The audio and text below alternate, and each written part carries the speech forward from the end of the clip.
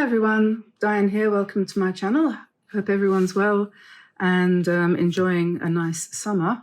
We aren't. It's awful here, but that's our problem.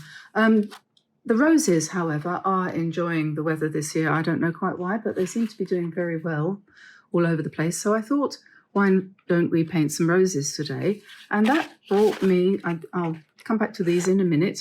That brought me to this book, which I want to share with you today, because I just received this a couple of days ago in the post from Amazon. And I thought I would take a look at it today, which I did. And so, yes, I want to talk about it a little bit. I'll just move these paints out of the way, come back to them too in a minute. Wildflower Watercolor, it's called, and it's by Sushma Hegde. I don't know how you pronounce her name, but we'll go with that for the minute. She's a lady who lives in Luxembourg, which is a country not far from France.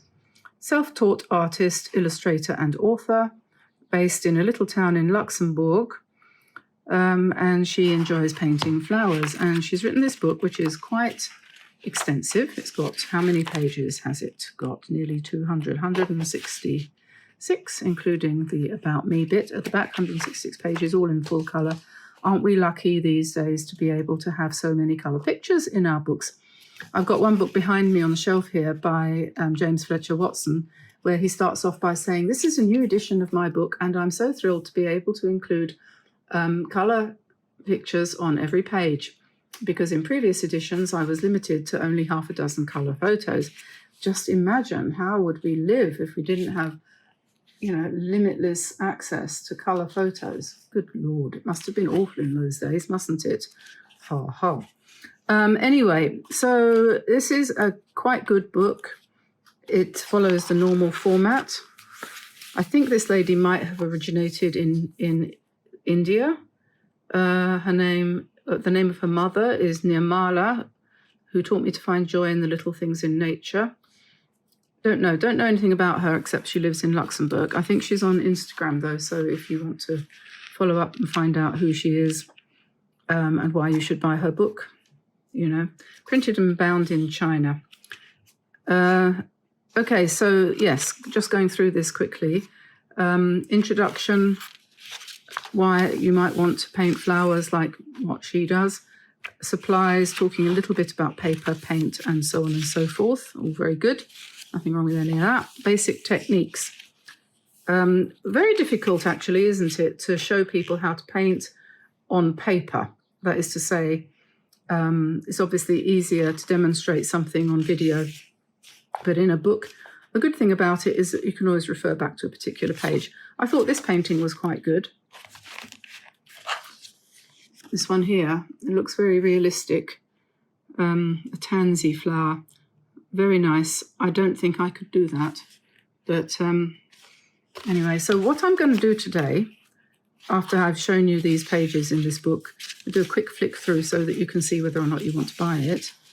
We're going to paint some roses in her way. I'm going to absolutely copy what she did, show you how hard or easy it is to imitate somebody's instructions, to follow somebody's instructions.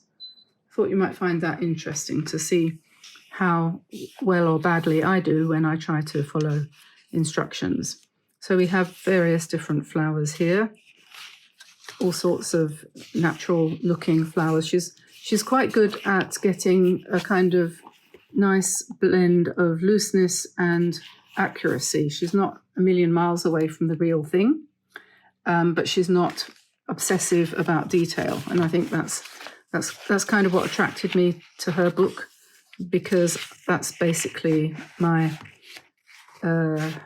belief that you can interpret nature without slavishly copying it. But she's got a fair amount of detail too, as you can see. Lots of different instructions on how to paint different petals and leaves and so on and so forth. So she starts off with a section of wild herbs, and we look at lavender. My lavender doesn't look at all like that, but there are lots of different types. Ladies' bed straw, cornflowers. This is all European, of course, but I think you probably have quite a lot of these plants in America as well. But this would be particularly nice for European painters. I could imagine that this would appeal to the French because they tend to paint much more in this style than my normal style. Consequently, we don't have very many French people watching us. The French style of watercolor is much more delicate and light, much more like this actually. Not so much like that, but yeah, they are very traditional in their watercolors, I would say.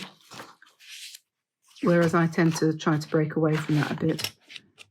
So yes, you can see what kind of thing she does. And then after she goes through all these flowers, at the end, at the back of the book, she has a section on putting together, how to put together bouquets and things like that, composition, composing a floral bouquet, and some instructions and hints on how to choose the types of flowers that you might want to put into your bouquet, and the colour selection. So a couple of examples there how to do it. And very good book. Not a problem with this book. I think you'll find it very helpful. A lot of books these days, modern books, they don't have very much information in them, and I've been disappointed in a few that I've bought that basically just have kind of blobs of paint lying there on the paper, and they don't actually tell you anything really apart from, oh, feel free, paint however you want to paint.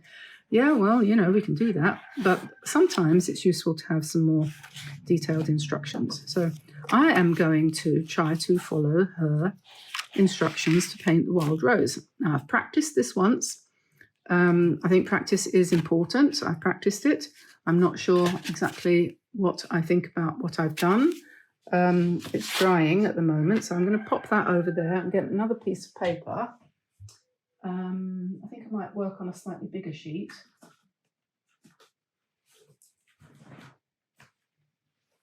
So let's go for a sheet of 10 by 7 Meeden cold press 100% cotton paper, as we often do. And I'm going to put this where I can see it in front of me. And that brings me to another thing I wanted to show you today, which Meeden kindly sent me the other day, which is this. This is a book stand, and it folds down completely flat like that. So you can just slide it under your desk onto a shelf or into a drawer or something like that. It takes up very little space when you're not using it, but when you do want to use it, it's got this metal thing at the back here, and you've got 3 heights. No, yes, 3. 1, 2, 3. So you can have it at different angles. And then in the front, you've got this shelf here where you put the book, and then you've got these stays here which will hold the pages in place. So I wanted one of these. I asked them to send me one because it's really handy for me. I can put that in front of my work area, and then I can put whatever it is that I'm referring to on it. So I'm going to put this book on there. And yeah, so that works really well. So today I'm going to use this set of watercolours for my exploration of the wild roses. The reason for this is because I'm trying to decide which set to take with me when I go away on holiday this summer, and I need something that's got all the colours in it that I need and isn't going to weigh too much or get damaged in transit. Somebody said the other day that they were certainly not going to take their best paints with them when they flew because firstly they might get damaged, which is true in the if they're in tubes in the air with the pressure differences, like your ears, you know, explode. And secondly, of course, they could well be confiscated if you were really unlucky. So this might work well. This is 24 colours from Paul Rubens' QiaoMei watercolour set. It's in a plastic container, which is sturdy but light, and I think nicer, perhaps in some ways, than the metal ones. And I've just quickly swatched here the reds and the greens because those are the colours that I'm going to use for these flowers. And I think that this is going to work. What I've done here, these are the 6 reds that are in the set, and these are the 3 greens. And then if you add just a little bit of this colour here, which is, hang on, can't read it. Burnt sienna, I thought it was, yes. I thought it would be burnt sienna, didn't want to jump to conclusions. So add a little bit of burnt sienna to any one of those greens and you're going to get a softer, more natural kind of green, which is probably, could be what you want for your flowers. Alternatively, you could try darkening them a bit because these three aren't terribly natural, are they? You could try darkening them a bit with some blue also, for example. So we could put that green with some blue and then we end up with a colour like that. So it all depends what sort of, a bit more blue perhaps. It depends what kind of leaf you want to achieve. So you might decide that rather than going for realism in this kind of range of greens, you might want to go for something a little bit more imaginative or, what's the word? Not mystical, that's the wrong word, completely dreamlike, sort of dreamy colours, made up, in other words. So it's entirely up to you, isn't it? So that's what we're going to use. I've also got out here my set of Derwent Inktense pencils because you might want to use those to do the centres of the flowers if you can't get it to work with paint. So I'll put that there for reference and then we'll get started. I'm not going to draw it because this is an exercise. I'm not going to draw anything. I'm just going to go ahead and paint. I'm going to put my mixing area here. I think I'm just trying to figure out how it will work best from the point of view of showing you what I'm using. I'll get rid of that. I'll put that there. I need my trusty piece of, I did wash it. It's badly stained, but it doesn't matter. I did what I said I was going to, and I did. I actually did wash it the other day. So that's that. And then, so these are the reds, okay, that we're going to use to start with. Now, our friend here, Sushma, says in order to do this, what we need is, what does she say we need? We need a big filbert brush. Well, I'm not quite sure exactly what she means by a big filbert brush, but this is a filbert brush and it's relatively big. So I'm going to use this one. A filbert is a brush which is somewhat rounded at the tip like that, and flat like that. You see, that's one side, and then turn it 90 degrees and you've got that. So you've got quite a sharp point if you're using it on the angle like that. This is a QiaoMei brush. No longer available. Our brush set is completely sold out. So, but they do have others, and they have a special offer on at the moment. I don't know why I'm promoting them because we don't have any brushes with them anymore. But they have got a buy one set, get two sets free on offer on some of their brushes. So you might want to check that out. Never say that I only ever sell stuff that I'm interested in. So, right, one big brush and then a size 2 round, a size 4 round and a size 8 round is what she recommends. And I've got here, that would be too small for me. I don't think I would want to work with a size 2. This is a 4. This is a 9. We could go for one somewhere in the middle. This one perhaps is, I should think I want a 6. I can't see what that says, but I'm pretty sure that must be a 6. It's not got a name on it. Okay, but 3 different sized rounds and a filbert is what she recommends. Okay, so there we are. That's that. We'll put that down. You need a palette to mix your colours in. She now recommends new gamboge. So we have here our yellows. You could have one of those yellows there. This is more of a lemon yellow, so I'd probably go for that one, which calls itself cadmium yellow. And then, yeah, there's 2 cadmium yellows. It really doesn't matter. Gamboge tends to be a little bit more transparent than cadmium, but for something like this, really, you know, life's too short. Then she's got quinacridone rose. So I think that this colour here, this one here, would be fine for that. And that in this set is permanent rose. Right, so that's the same thing. Pyrrole scarlet. So we have this one here, which is, I wish they made this a little bit bigger. Honestly, you can probably read that. I can't read it. Cadmium red, whatever. It's ridiculous. It's far too small. Sap green, so any one of those greens. And she uses quinacridone deep gold for the bits in the middle here, but any colour will do as long as it's orange. Okay, so then we turn over and we see what we are going to do. This is how she paints her roses. So she makes a heart-shaped wet area and then drops the paint in. And I'll show you how she does that. Or at least how I interpret her instructions, which may or may not be what she intended, but there we are. Okay, so I've got my filbert brush and I'm going to sit down and paint 1 stroke, 2 strokes.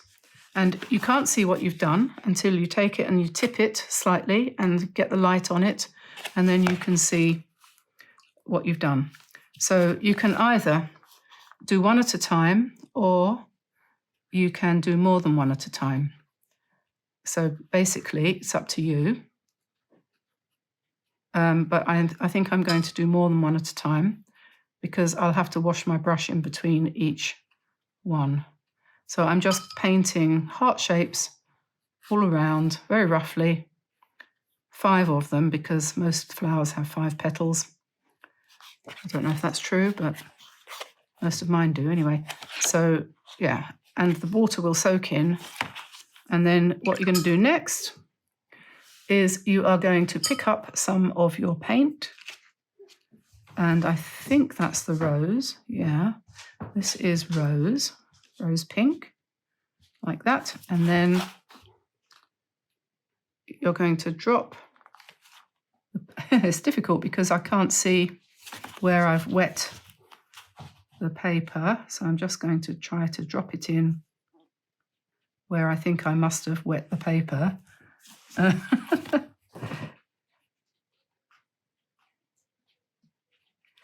Okay, so I'm putting the paint in at the far outside edge of the petal. And then it will start to bleed.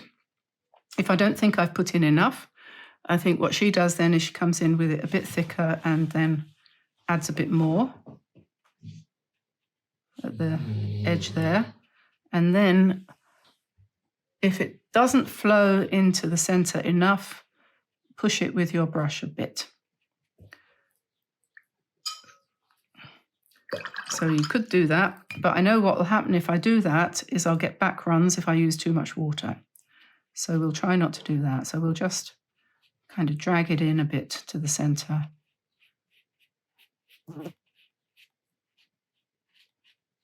And then I'm going to leave it to dry and do another one. She says it might feel a little bit challenging at first, but keep practicing. So now I'm going to do the second one, and she says do it a different size. So we can do that. So we'll do it, and she says also do it on an angle, so a bit more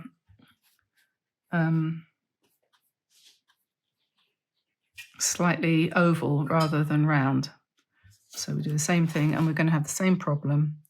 It's my light here is tricky. So I'm going to use a little bit more water this time because it didn't run very well. So I learned that. So I need to use a bit more water. And this one is more sort of sloping away a bit. Right, so and we leave that to run as well. I think that one might be better than that one. What do you think? And then we could do another one here. Maybe we'll make this one a bit smaller.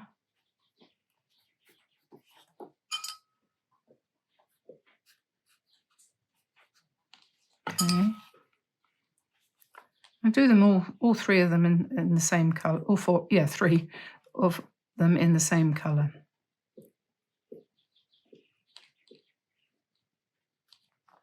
All right, we'll let that run too.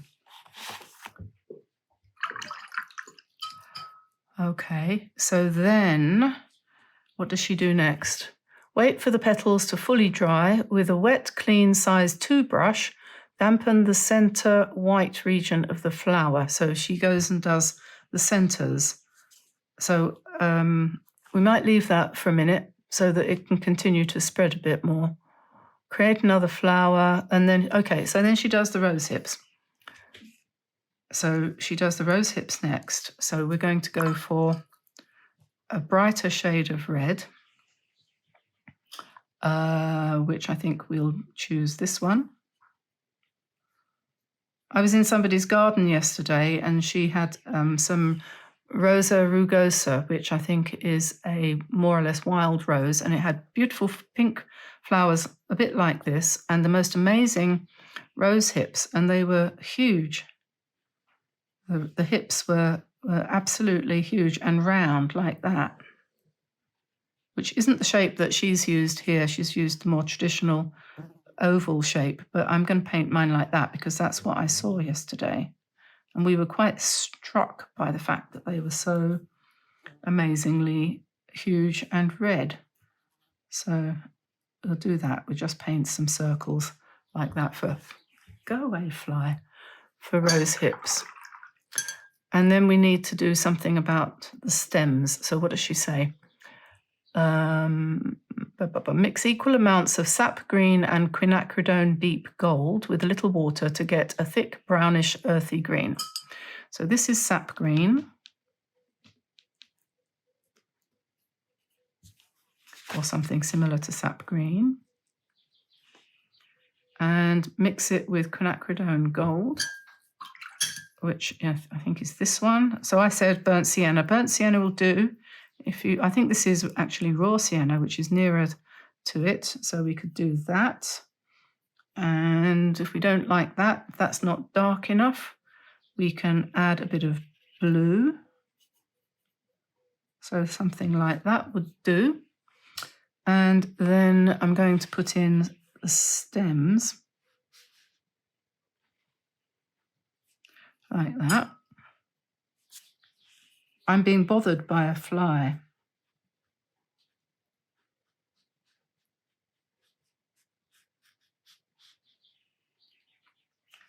And this one here, I think probably needs its stem to come down behind this rose.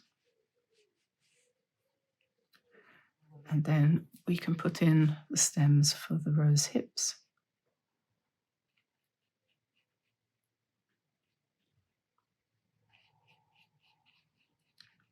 Like that.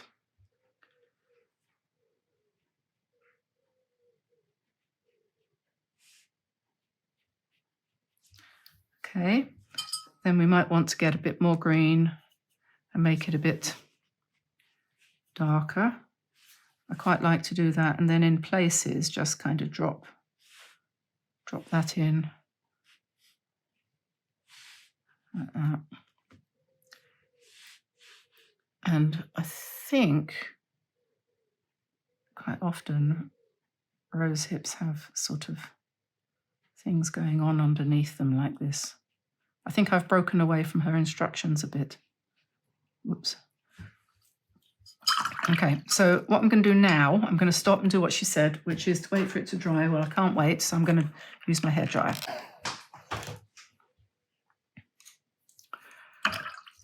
Okay, so I'm going to now put the centers in. So we'll go for the cadmium yellow, and we'll just pop in some nice yellow there. That's quite a good yellow. I'm quite liking these colours. And then we want to make a sort of slightly darker at the bottom thing. So we'll pick up a little bit of burnt sienna and just put some shadow at the bottom. Nothing too deep detailed or too intense, just a little bit like that.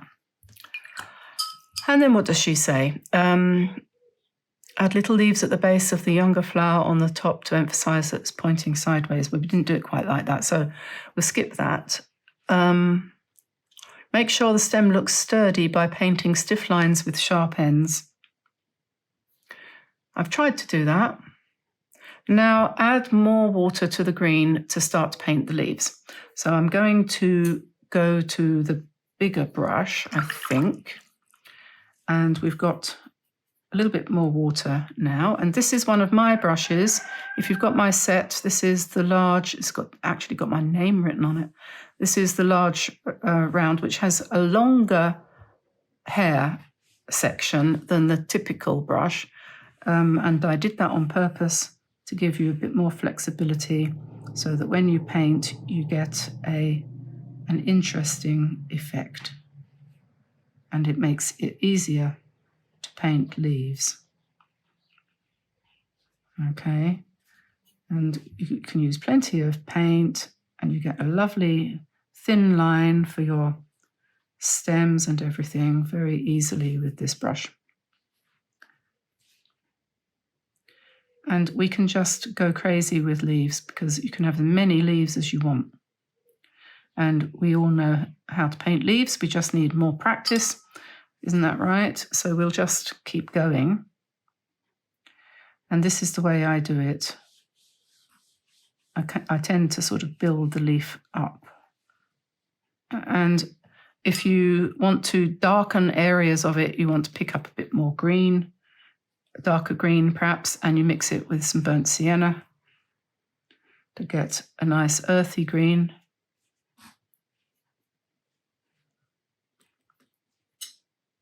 Like that, and then you can just darken areas of the stem. Just drop it in and it will run slightly like that, which gives you a very interesting and loose effect. And with this brush, because it has such a nice point, you can do details like thorns. So we're going to put in some thorns, and we can use, you don't actually need a tiny brush to do tiny details. If you've got a bigger brush with a good point to it.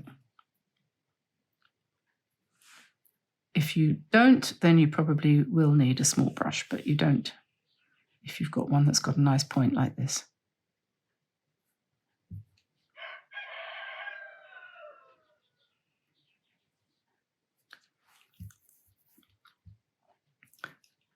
And I think we probably need a few more leaves. Shall we put a thing out here like this? We can put another one here too.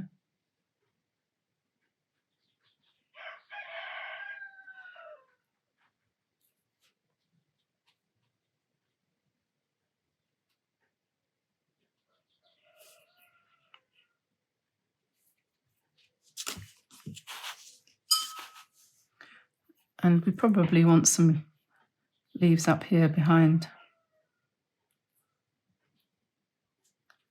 the rose flower.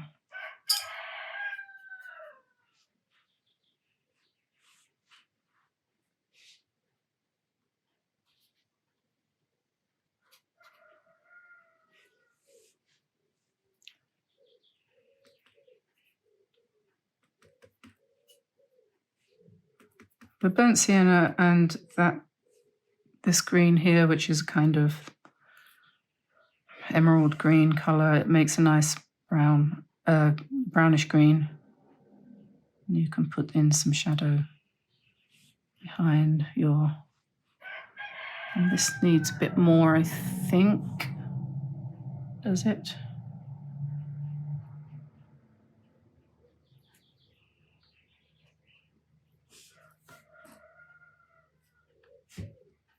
Okay, now if this is dry, we can come back in with some more pink, same colour, and this was permanent rose, I think, and we can just emphasise the shape of the petals a bit by doing something like that. So like a layer.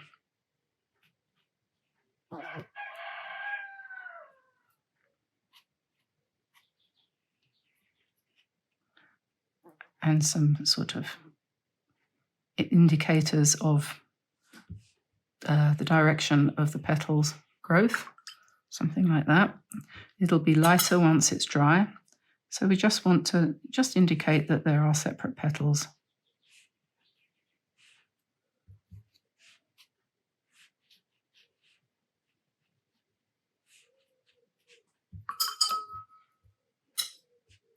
Perhaps not so much on this one, because you want some that are more vague.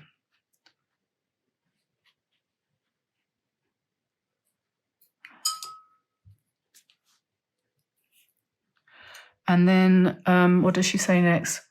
Paint more of the leaves around the flowers at different positions, connect them with thin lines. We've done all of that. Once the stem is dry, add crooked triangles. That's the thorns. We could put a lot more thorns on.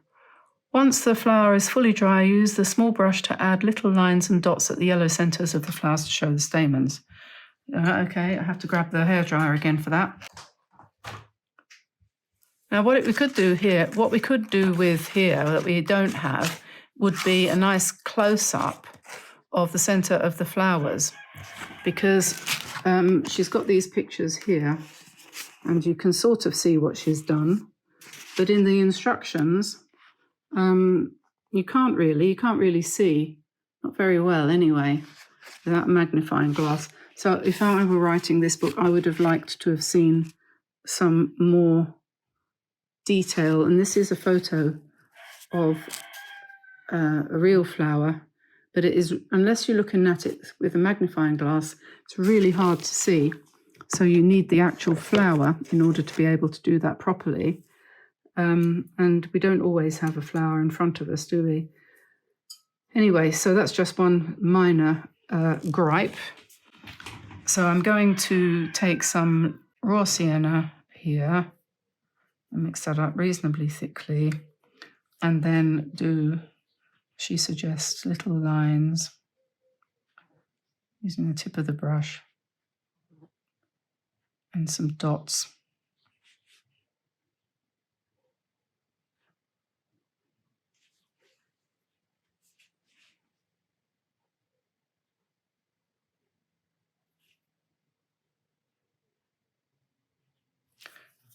And then the center is kind of orange, so we'll go with perhaps that, a little bit of red in it.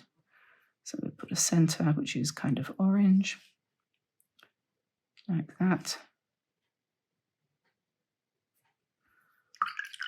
And then I don't think she mentions anything about veins or anything, but I would probably come back, she might do, I didn't see that, but I would probably come in with the point of my brush and just a bit of green and add some more veins, or add some veins